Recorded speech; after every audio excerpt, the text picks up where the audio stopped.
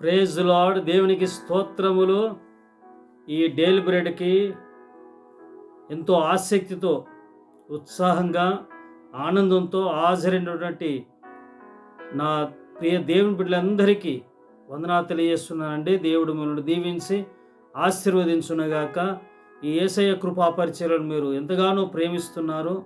ఈ పరిచర్య కొరకు, అలాగే ఆయన సేవ చేస్తున్నటువంటి మా కొరకు మీరు ప్రార్థనలు, భారముతో ప్రార్థనలు చేస్తున్నారు.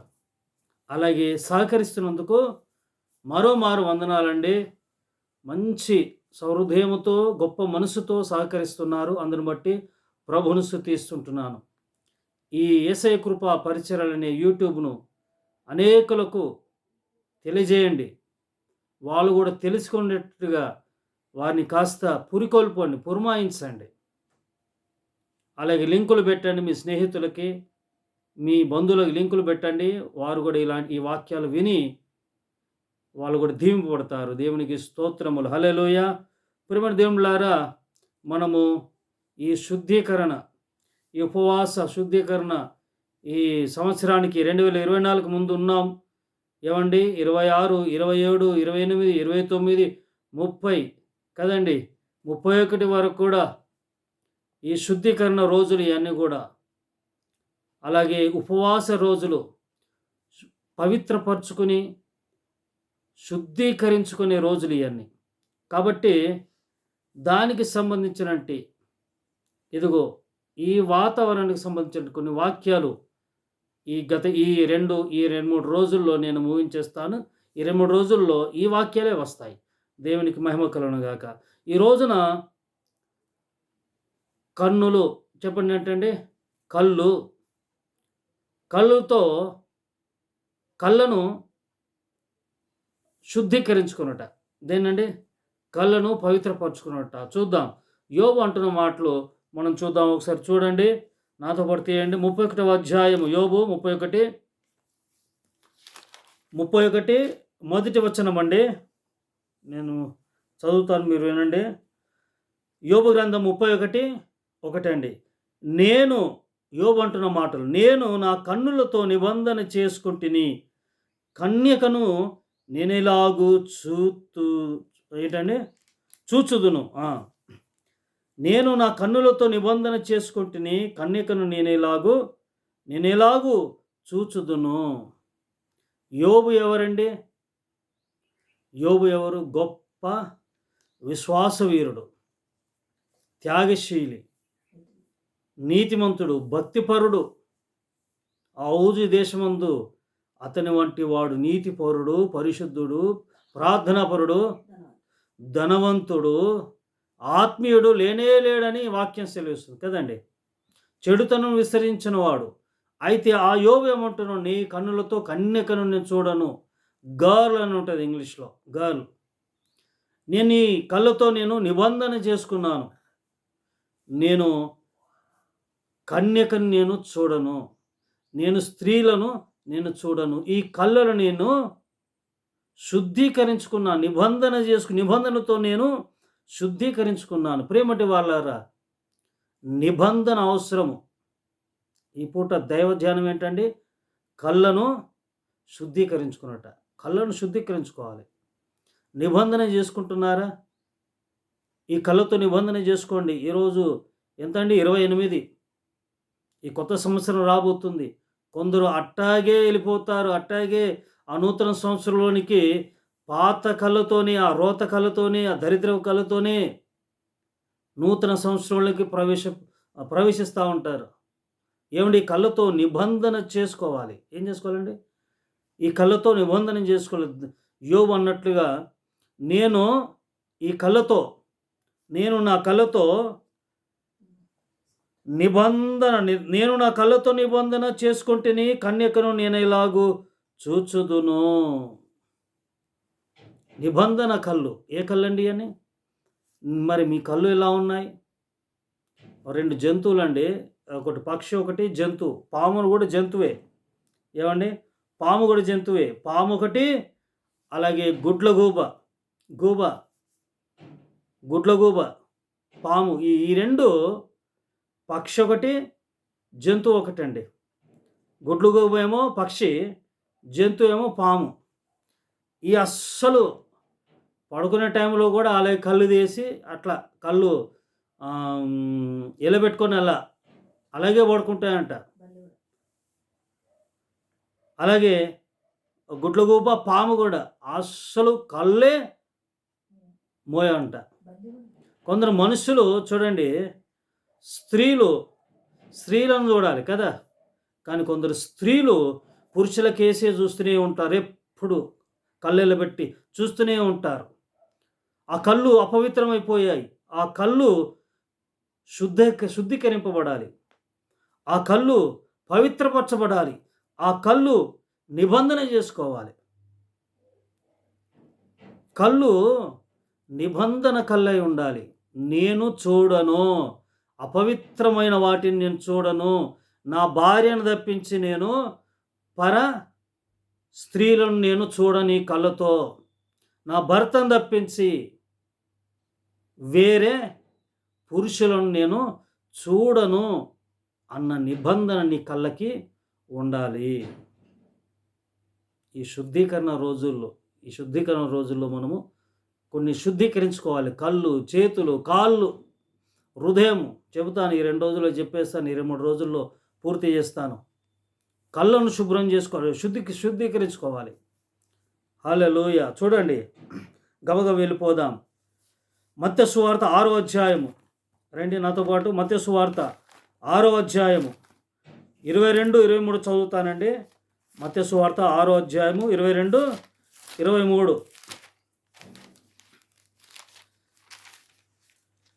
6వ అధ్యాయము 22, 23 చదువుతున్నా చూడండి.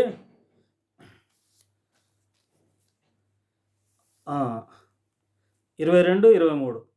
దేహమునకు దీపము కన్నే కనుక నీ కన్ను తేటగా ఉండిన ఎడల నీ దేహమంతయు వెలుగుమయమై ఉండును. నీ కన్ను చెడినదైతే నీ దేహమంతయు చీకటిమయమై ఉండును. చూడండి, నీ దేహమునికి దీపము కన్ను. ఈ కన్ను పాడైపోయింది అనుకోండి, ఈ కళ్ళకి నిబంధన లేదనుకోండి, ఈ కళ్ళు అపవిత్రమైనది అనుకోండి, నీ దేహం అంతా పాడైపోద్ది. దేహంలో ఏముందంటే హృదయం ఉంది కదా, ఈ హృదయం కూడా పాడైపోద్ది. అందుకే యేసు ప్రభు కూడా ఓ చోట అంటాడు, మీరు ఇట్టాగే ఇదిగో ఈ 6వ అధ్యాయము 22, 23 అలాగే ఉండండి, ఆ లైన్లోనే ఉండండి, అందులో ఉండి ఎటు వెళ్ళమాకండి. 5వ అధ్యాయము 27, 28లో కూడా ఉంటుంది చూడండి. 5వ అధ్యాయం 27, 28లో ఇలా ఉంది, నేను చదువుతాను. వ్యభిచారము చేయవద్దని చెప్పబడిన మాట మీరు విన్నారు కదా, నేను మీతో చెప్పునేది ఏమనగా. ఏమని వింటున్నారా? శ్రద్ధగా ఆలకించండి. ప్రభువే అంటున్నాడు, వ్యభిచారము చేయవద్దని చెప్పబడిన మాట మీరు విన్నారు కదా. వ్యభిచారం దేంతో చేస్తారండి? శరీరంతో చేస్తారు. వ్యభిచారం అంటే ఏంటి? పెళ్ళి ముందు జాగ్రత్తం, పెళ్ళి తర్వాత, పెళ్ళాక కూడా భర్తను పెట్టుకొని, భార్య కూడా ప్రక్కనే ఉండి భార్యను పెట్టుకొని కూడా పరస్త్రీతో, పరపురుషులతో, వేరే స్త్రీలతో, వేరే పురుషులతో శారీరక సంబంధం పెట్టుకోవడమే వ్యభిచారం. వ్యభిచారం చేయవద్దని చెప్పిన మాట మీరు విన్నారు కదా, నేను మీతో చెప్పినది ఏమనగా, ఒక స్త్రీని మోహపు చూపుతో చూచు ప్రతివాడు అప్పుడే తన హృదయమందు ఆమెతో వ్యభిచారము చేసిన వాడగును. ఏమండి వింటున్నారండి? నేను చెప్పినది ఏమనగా, ఒక స్త్రీని మోహపు చూపుతో చూచు ప్రతివాడు. దేంతో చూస్తారంటే? కళ్ళతో. మోహపు చూపు అంటే లస్ట్ఫుల్ ఐస్. ఏమండి, ఈ రోజులో ఎన్నో న్యూస్లు చూస్తున్నాం. సొంత చెల్లిని కూడా అన్న ఒక చూపుతో చూస్తున్నారంట.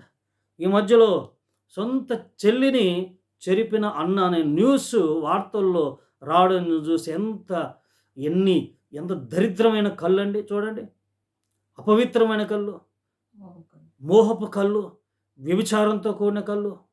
ఏమండి, ఈ కళ్ళకి శుద్ధీకరణ అవసరం. ఏమవసరం అండి? ఈ కళ్ళకి నిబంధన అవసరం. ఈ కళ్ళు మనుషుని కళ్ళు, ఈ కళ్ళు పవిత్రపరచబడాలి, శుద్ధీకరింపబడాలి.